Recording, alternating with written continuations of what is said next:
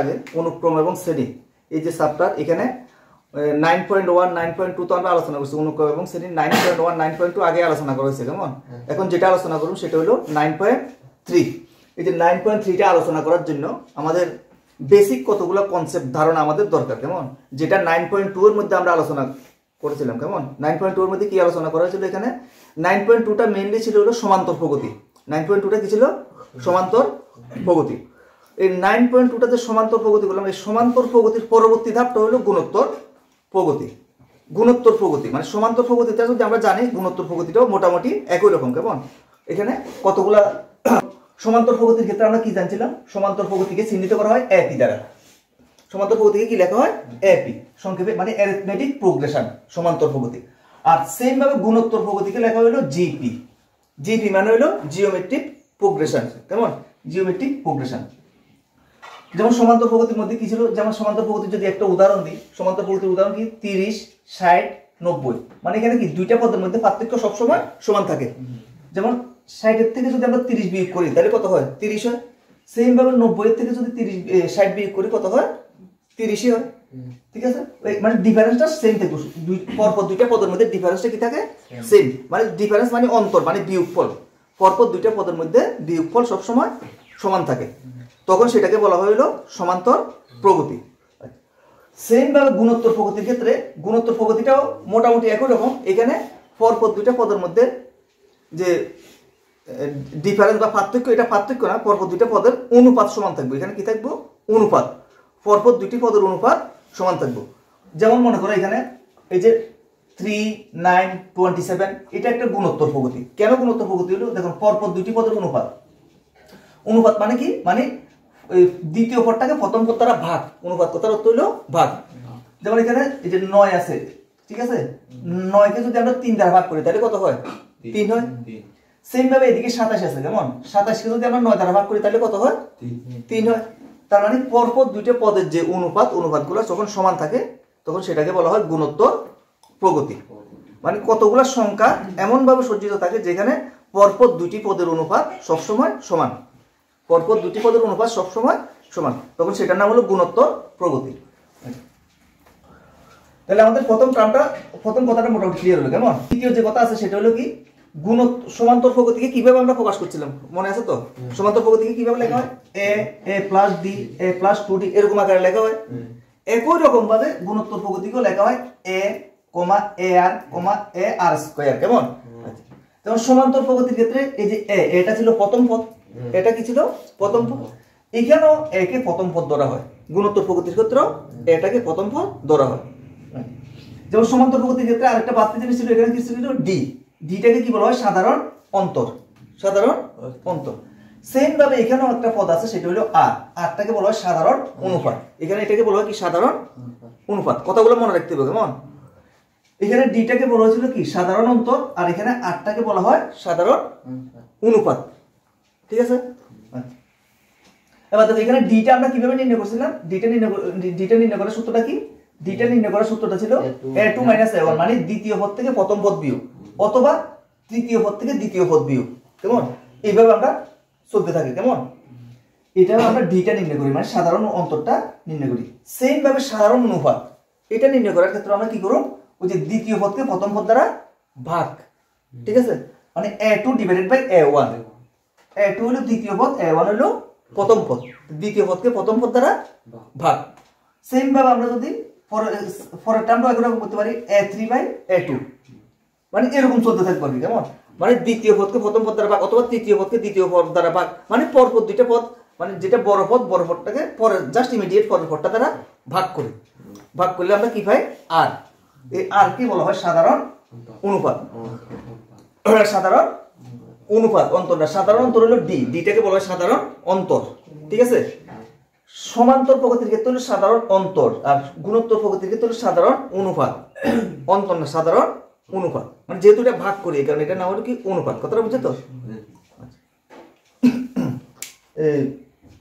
D তো বললাম কেমন আচ্ছা যেমন এখানে একটা উদাহরণ দেওয়া হয়েছে যেমন সমান্তর প্রগতির ক্ষেত্রে একটা উদাহরণ দিয়েছিলাম কি দিয়েছিলাম 30 60 90 তাহলে এখানে কি করলাম আমরা 60 এর থেকে 90 বিয়োগ মানে দ্বিতীয়টা থেকে প্রথমটা বিয়োগ করি তাহলে কত আসে 30 সেম ভাবে এখানে এই যে তৃতীয় থেকে দ্বিতীয় বিয়োগ মানে 90 থেকে 60 বিয়োগ করলে কত হয় 30 হয় একই রকম ভাবে এখানেও যে অনুপাতটা বাইর করার ক্ষেত্রে কি করি আমরা, এই দেখো 9/3 মানে দ্বিতীয়টাকে প্রথমটা দ্বারা ভাগ করলে কত হয় 3 হয়।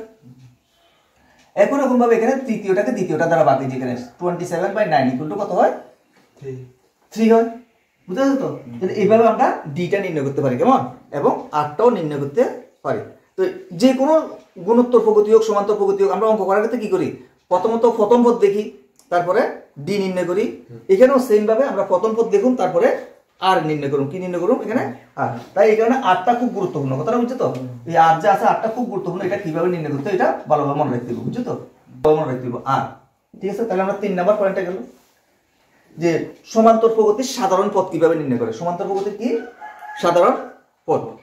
তো সাধারণ পদ নির্ণয় করার সূত্রটা কি ছিল, n = a + n - 1 * d। n = কি ছিল, a + n - 1 * d। এটা আমরা আগেও জানছিলাম কেমন, আগে মনে আছে তো? সেম ভাবে একই রকম ভাবে গুণোত্তর প্রগতির ক্ষেত্রে n মানে সাধারণ পদ নির্ণয় করার সূত্র হলো a × r⁴n - 1, a × r⁴n - 1। এটা মনে রাখতে হবে কেমন, a × r⁴n - 1, এটা আমাদের খুব ভালোভাবে মনে রাখতে হবে। এটা সাধারণ পদ নির্ণয়ের জন্য, বুঝতে পারছো তো? সাধারণ পদ নির্ণয়ের জন্য এটা খুব ভালোভাবে করতে হবে। কি আছে এখানে, n = a × r⁴n - 1 হলো যোগফল নির্ণয়, খুব গুরুত্বপূর্ণ যোগফল নির্ণয় কেমন, যোগফল নির্ণয় করার দরকার হয় আমাদের। ঠিক আছে, যোগফল নির্ণয়ের ক্ষেত্রে সমান্তর প্রগতির যোগফল নির্ণয় আমরা সূত্রটা আগে জানি। কি জানি এখানে যোগফলকে কি দ্বারা চিহ্নিত করা হয়, s n, s suffix n। তো s n = কি ছিল, n/2 * 2a + n - 1 * d। এটা হলো যোগফল নির্ণয়ের সূত্র কেমন। যোগফল এভাবে নির্ণয় করি তো, যোগফলটা কিভাবে নির্ণয় করা হয় এখানে এইভাবে, Sn = n/2 * 2a + n - 1 * d। এটা হলো যোগফল নির্ণয়ের সূত্র। সেম একই রকম ভাবে আমরা গুণোত্তর প্রগতির ক্ষেত্রেও আমরা যোগফলটা নির্ণয় করতে পারি কেমন। যোগফল কিভাবে নির্ণয় করব গুণোত্তর প্রগতির ক্ষেত্রে, এই যে Sn = a × 1 - r⁴n / 1 - r। এটা হলো গুণোত্তর প্রগতির যোগফল নির্ণয়ের সূত্র। কথাটা বুঝতে পারছেন? কি কইছি এখানে, Sn এই যে এটা ভালোভাবে মনে রাখবে। Sn = কি আছে দেখো, Sn = ভালোভাবে দেখো এটা, Sn = কি, a × 1 - r⁴n / 1 - r। এটা খুব ভালোভাবে মনে রাখবে কেমন। এটা হলো গুণোত্তর প্রগতির কি, এটা যোগফল নির্ণয়ের সূত্র এটা। ঠিক আছে, এই সূত্র এটা কখন হবে, যখন 1 > r, মানে r এর মানটা যখন কি হয়, হ্যাঁ ছোট, একের থেকে ছোট, মানে একটা যখন বড় হয় কেমন, একটা যখন বড় হয়, এক কি আর থেকে বড়, 1টা আর থেকে বড় হয়, তখন এই সূত্রটা কেমন। সেম ভাবে এখানে দেখো সমান্তর প্রগতির যোগফল নির্ণয় আরো একটা সূত্র ছিল। কি সূত্র ছিল এখানে, Sn = n/2 * a + l। Same ভাবে গুণোত্তর প্রগতির আরেকটা সূত্র আছে। গুণোত্তর প্রগতির ক্ষেত্রে দুইটা সূত্র কেমন, এটা হলো 1 নাম্বার, এটা হলো 2 নাম্বার, দুইটা সূত্র। এই সূত্রটা কি, Sn = a × r⁴n - 1 / r - 1।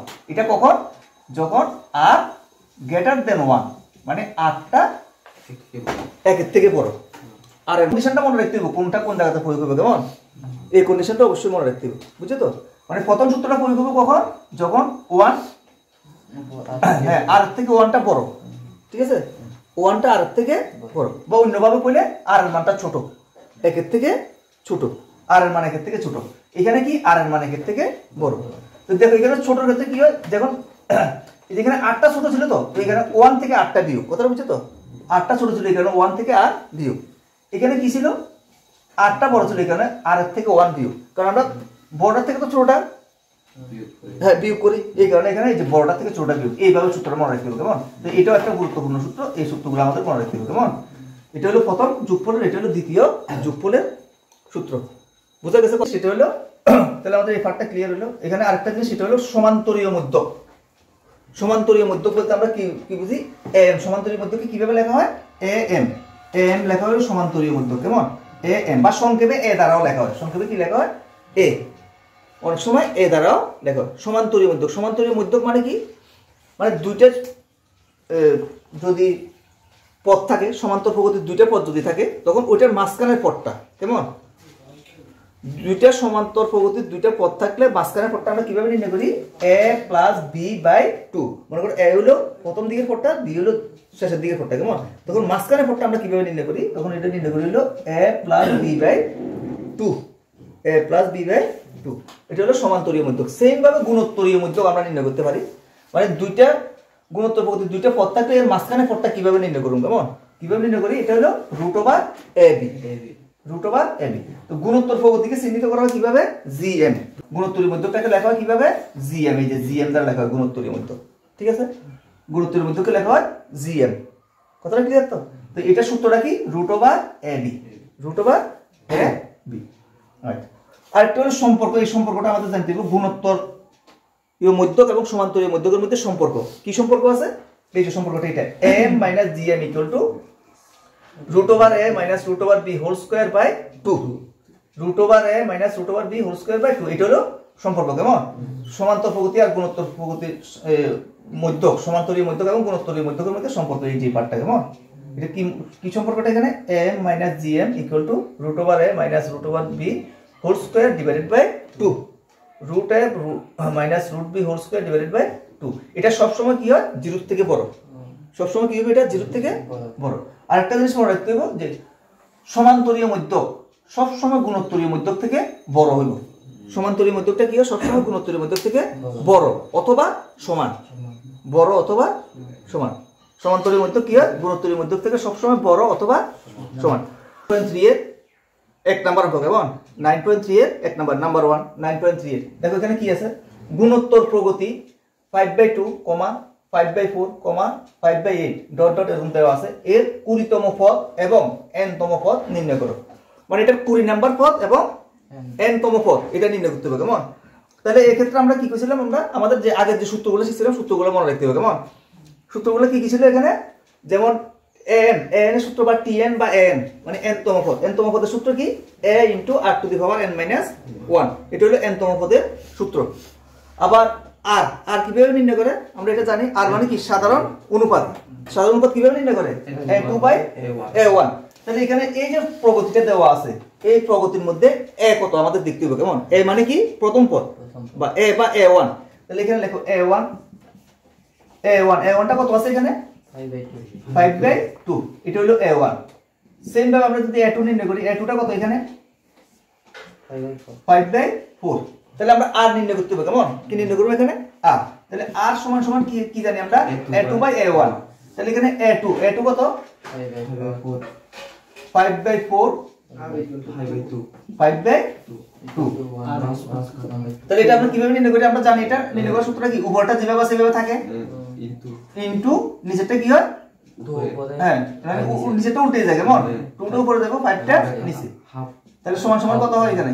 এটা কাটা যায়, এটা কাটা গেল। তাহলে এখানে এটা কত? হাফ 2, কেমন? তাহলে উপরে 1, তাহলে 1/2। তার মানে আমরা r = পাইলাম, কেমন? তাহলে r এটা r সমান সমান পাওয়া গেল হলো 1/2। এটা আমাদের খুবই গুরুত্বপূর্ণ, কেমন? r = আমরা যেটা পাইলাম, r = কত পাওয়া গেল? 1/2। তাহলে r = যদি 1/2 পাই, তাহলে আমরা এখানে এই সূত্রের মধ্যে বসাইলে আমরা মানগুলো পাবো। কারণ এই সূত্রের মধ্যে আমাদের a ও জানা আছে, r ও জানা আছে, n জানা আছে। n মানে কত? 20তম পদ। তাহলে আমরা এখান থেকে নির্ণয় করি t20 মানে 20তম পদ, কেমন? t20। তাহলে সূত্রটা কি হবে এখানে? a r⁴ কত আছে এখানে? 20 - 1। ঠিক আছে? তাহলে এখানে মানগুলো বসাও। এর জায়গাতে কত লিখুন আমরা এখানে? 5/2। এর জায়গাতে লিখুন হলো 5/2 ইনটু আর এর জায়গাতে কত লিখুন আমরা এখানে?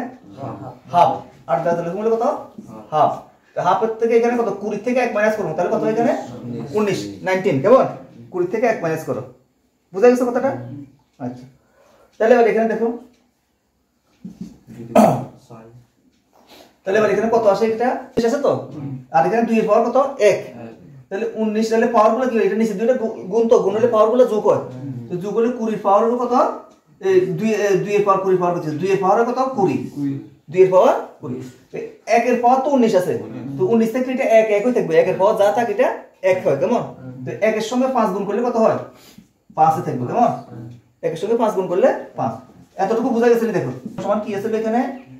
a r⁻n - 1। এই যে সূত্রটা, এটাই আমাদের n তম পদের সূত্র। এই সূত্রের মধ্যে আমরা মানগুলো বসাই দেব। তাহলে মানগুলো বসালে এর মানটা বসাবো, কত বসাবো এখানে 5/2, এর মান হলো 5/2 ইনটু এবার আর এর মান বসাবো, আর এর মান কত 1/2, ঠিক আছে। 4 টু দি পাওয়ার কত n - 1, n এর মানে এখানে পুরোহিত না কিন্তু, কারণ এখানে আমরা n তম পদ নির্ণয় করতেছি, কেমন n তম পদ, বুঝাছো তো? আচ্ছা, তাহলে এবার এখান থেকে এটা ক্যালকুলেশন করলে যা হয় তা, তাহলে এখানে কত হয়, এখানে n এর পাওয়ার যায় থাকে এটা তো 1 হইবে, কেমন, আর নিচে তাহলে 2 এর পাওয়ার আছে কত n - 1। আচ্ছা, তাহলে এখানে উপরে 5 থেকে 5 উপরটা যেভাবে সেভাবে ঠিক থাকবো, ঠিক আছে, কারণ 5 এর সঙ্গে 1 গুণ করলে তো 5 ই হয়। আর নিচে এখানে 2 এর পাওয়ার আছে 1 আর এখানে 2 এর পাওয়ার আছে n - 1, তাহলে এখানে 2 to the power n - 1 plus 1, ঠিক আছে। তাহলে সমান সমান কত হয় 5 to the power 5 divided by 2 to the power n, শুধু, কেমন 5 divided by 2 to the power n, এটাই আমাদের উত্তর, বুঝছো তো? এখন আমরা যেটা করতেছি এটা হলো 9.3 এর 9.3 যে চ্যাপ্টার আছে ক্লাস 11 এর 9.3 এর 2 নাম্বার অঙ্ক, কেমন 2 নাম্বারটা কি আছে এখানে, একটি গুণোত্তর প্রগতির 12তম পদ নির্ণয় করো, মানে 12 নাম্বার পদটা নির্ণয় করতে হবে, কেমন, যার 8তম পদ 192 এবং সাধারণ অনুপাত 2, মানে সাধারণ অনুপাতটা দেওয়া আছে আর কি দেওয়া আছে 8তম পদ। সাধারণ অনুপাত কি দেওয়া আছে তো, সাধারণ অনুপাত মানে 8 দেওয়া আছে এখানে, কেমন, এখানে r = কত 2। আচ্ছা, আমাদের যে কোনো প্রগতি যে এটা সাধারণ পদ বা 8তম পদ বা 12তম পদ যাই কিছু নির্ণয় করতে হয়, আমাদের এখানে প্রথমে দরকার হলো r, তারপরে হলো a এবং n। তাহলে এখানে এটা নাই, এটা আমাদের নির্ণয় করতে হবে, মানে a মানে কি প্রথম পদ, কেমন, প্রথম পদটা আমাদের এখানে নাই, a কে প্রথম পদ বলা হয় বা a1 কে প্রথম পদ বলা হয়, কেমন, এটা নাই। আর n আছে, nটা দুইটা n দেওয়া আছে, একটা হলো গুরুত্বপূর্ণ কত n তম পদ মানে 12তম পদ, আর একটা হলো কত 8তম পদ, এই দুইটা জিনিস দেওয়া আছে, কেমন। তাহলে আমাদের যে সূত্রটা কি জানি, আমাদের এখানে সাধারণ পদের সূত্র কি ছিল মনে আছে নি, t n সমান সমান কি a r to the power n - 1, এটা হলো আমাদের সাধারণ পদের সূত্র। এই সূত্রের সাহায্যে আমরা নির্ণয় করব, কেমন, t8 সমান সমান কত a 2 আর r মান কত 2, তো তাহলে a 2 টু দি পাওয়ার 8 - 1, এই সূত্র অনুসারে লিখলাম আমরা, কেমন, এই সূত্র অনুসারে, বুঝাছো তো? তাহলে এখানে দেখো যে n এর জায়গাতে 8 লিখছি, a তো জানা নাই, আর r এর জায়গাতে 2 দেওয়া আছে, আর n এর জায়গাতে 8 - 1, ঠিক আছে। এই যে 8তম পদ, এই 8তম পদটা কত দেওয়া আছে 192, তাহলে এখানে লিখব হলো 192 ইকুয়াল টু a ইনটু কত 2 to the power 7, a into 2 to the power 7। তাহলে এখান থেকে আমরা এটা নির্ণয় করতে পারি, তাহলে সুতরাং a ইকুয়াল টু কত হয় 192 divided by 2 to the power 7, 2 to the power 7 করো, 7 করে এটা তাহলে এটা ভাগ করো, কেমন, 2 কে 7 বার গুণ করো, দেখি কত হয় 128। আচ্ছা 128 92, কেমন। তাহলে এটা ভাগ করলে কত আসে, এখানে ভাগফলটা আমরা দেখতে পাবো, কত আছে 4 কত 3 4 12, কেমন, 4 দুগুণে 8, আর এটাকে 4 4 16 হলে আদি কত 3 4 এটা 32, তার মানে হলো 48/32, আর ভাগ যায় তো 2 দিয়ে, হ্যাঁ 16 দুগুণে 32, কেমন, তাহলে এটা 16 দ্বারা কাটলে হলো 2, 16 দ্বারা কাটলে তো 3, তাহলে এখানে কত 3/2, কেমন। আচ্ছা, তাহলে আমাদের a ইকুয়াল টু কত হলো এখানে 3/2, বুঝাইছো তো? তার মানে আমরা এটা পাইলাম, কেমন। তাহলে a ইকুয়াল টু পাওয়া গেল, a ইকুয়াল টু কত পাইলাম আমরা 3/2, কারণ এটা আমাদের খুব গুরুত্বপূর্ণ, বুঝছো তো এটা। তাহলে a ও পাওয়া গেছে, আর এখানে r ও পাওয়া গেছে, ঠিক আছে, a আর r পাওয়া গেছে। তাহলে আমাদের নির্ণয় করতে হবে কত নম্বর পদ, এখানে 12তম পদ, কেমন। তাহলে লেখো 12তম পদ মানে t 12, ঠিক আছে। তাহলে সূত্রটা কি আছে a into r to the পাওয়ার 12 - 1, ঠিক আছে তো। এবার এখানে নিচে লেখো, এখানে এটা হলো সূত্র, এই সূত্রের মধ্যে এবার আমরা মানগুলো বসে দিই, তাহলে বসালে এর মান হলো 3/2, আর এর মান হলো 2, আর উপর হলো 12 - 1, তাহলে এবার কত হয় এখানে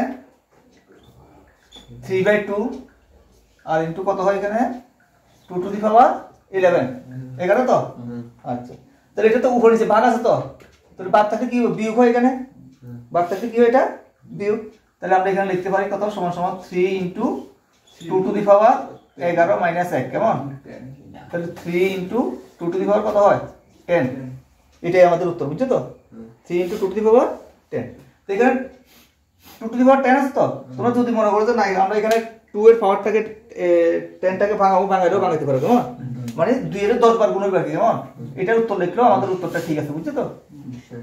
আর যদি মনে করো না এটা আমরা ভাঙাই এরকম লিখতে পারো, তাহলে এখানে কত হলো 3 into 2 to the power 10, 2 to the power 10 এর 10 বার গুণ করো, 10 বার গুণ করলে দেখবে এরকম হবে 1 2 0 2 4, ঠিক আছে? এবার এটা 4 টার গুণ করো, গুণ করলে কত হয়, গুণ করলে হয় হলো 3 12 12 2 3 9 তাহলে এটা হয় হলো এরকম, তাহলে 3072 এটা লিখতে পারো কেমন, এটা বা এটা যে কোনো একটা লিখলে হবে, কথা বুঝছো তো? 3072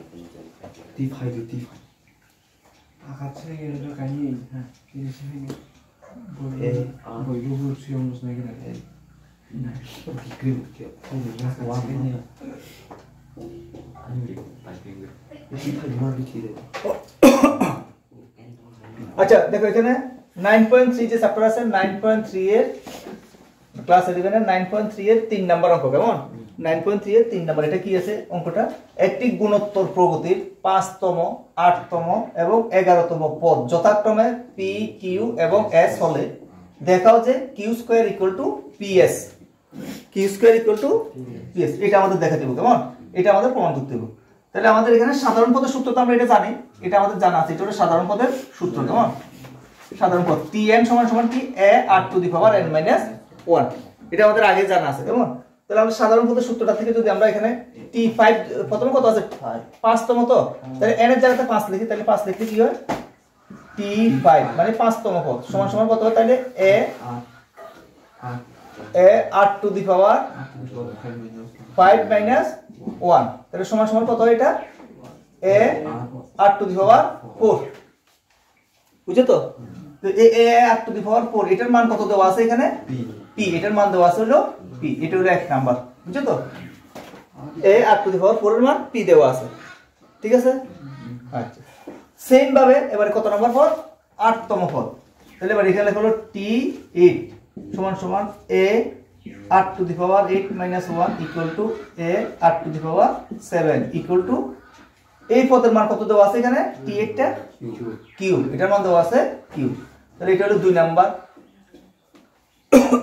এতটুকু বুঝা গেছে নি? আচ্ছা এবার হলো 3 নাম্বার কি দেওয়া আছে আরেকটা জিনিস 11তম পদ, তাহলে এখানে লেখা হলো t11 মানে 11তম পদ সমান সমান কত a r to the power 11 minus 1 কেমন equal to a r to the power 10 equal to s, এটা এরকম দেওয়া আছে, ঠিক আছে?